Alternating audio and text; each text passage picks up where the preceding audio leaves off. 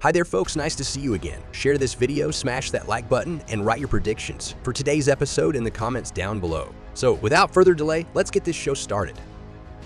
TikTok's chief executive said on Wednesday that the company expects to win a legal challenge to block legislation signed into law by President Joe Biden that he said would ban the popular short video app used by 170 million Americans.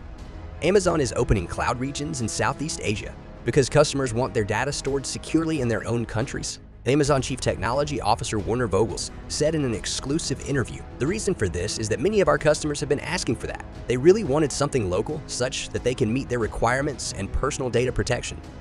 Food insecurity worsened around the world in 2023, with about 282 million people suffering from acute hunger due to conflicts, particularly in Gaza and Sudan. Extreme weather events and economic shocks added to the number of those facing acute food insecurity, which grew by 24 million people compared with 2022, according to a global report. India will grow at the fastest pace to overtake Japan to become the fourth largest economy in the world by 2025 and overtake Germany to become the third largest by 2027, the International Monetary Fund said recently. India is inspecting facilities of spice makers MD Hatch and Everest for compliance with quality standards after Hong Kong halted sales of some of their products for allegedly containing high levels of a cancer-causing pesticide. Hong Kong this month suspended sales of 3 MD Hatch spice blends and an Everest spice mix for fish curries.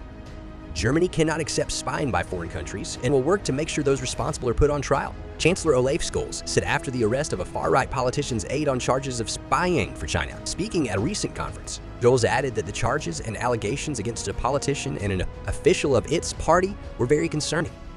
More than 83 million cyber threats were blocked and detected in the UAE last year using solutions from Trend Micro, a report from the company showed. The report, titled Calibrating Expansion, showed the prevention of over 26 million email threats and more than 11 million malicious URL victim attacks. With the economy humming along and the stock market, despite some recent twists and turns, hanging in pretty well, it's a tough case to sell that higher interest rates are having a substantially negative impact on the economy. Students and university professors were joined by the country's powerful trade unions and opposition political parties as hundreds of thousands rallied on Tuesday against the effect of President Javier Milei's radical measures on public universities. It was one of the largest in a series of protests the South American nation has seen since the far-right president took power in December. Dairy cows being moved across states must be tested for the bird flu under a federal order issued on Wednesday aimed at containing the spread of the virus across U.S. cattle farms. The new federal order requires every lactating cow to be tested and post a negative result before moving to a new state. U.S. Secretary of State Antony Blinken arrived in Shanghai on Wednesday with U.S.-China ties on a steadier footing, but with a daunting array of unresolved issues threatening the stability of relations between the global rival. Blinken will meet with business leaders before heading to Beijing for talks on Friday with Foreign Minister Wang Yi and a likely meeting with President Xi Jinping. The UAE aims to transition to 6G before 2030, which will allow people to digitally transmit human senses, sight, as well as further role of artificial intelligence, along with remote surgeries and diagnoses. Russia has arrested Deputy Defense Minister Taimi Ivanov on organized corruption charges in the most high-profile case since the start of the country's all-out war on Ukraine. A brief statement by Russia's investigative committee, citing a statute for accepting bribes on a particularly large scale, said on Wednesday.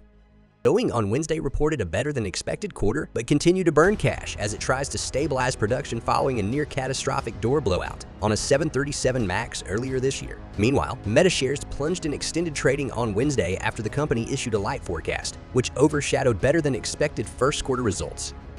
U.S. stocks edged lower in choppy trading on Wednesday as investors weighed an uptick in Treasury yields amid positive corporate results, particularly from technology giants. The next thing is earnings from Meta, Alphabet, and Microsoft. That's a big part of the stock market, and the expectations are high, as quoted by Strazzolo. Hey guys, if you haven't subscribed to our channel yet, then it's the right time to do so. Also like and smash the notify button. Every support means a lot to us. And with that said, let's get to the main news of the episode. Indian Prime Minister Narendra Modi and his party have decided that they will contest this 7-phase national election as champions of Hindu interests. According to them, the Hindu majority face danger as the opposition Congress Party is conspiring with the Muslim community to rob them of their wealth and entitlements, as stated by multiple sources.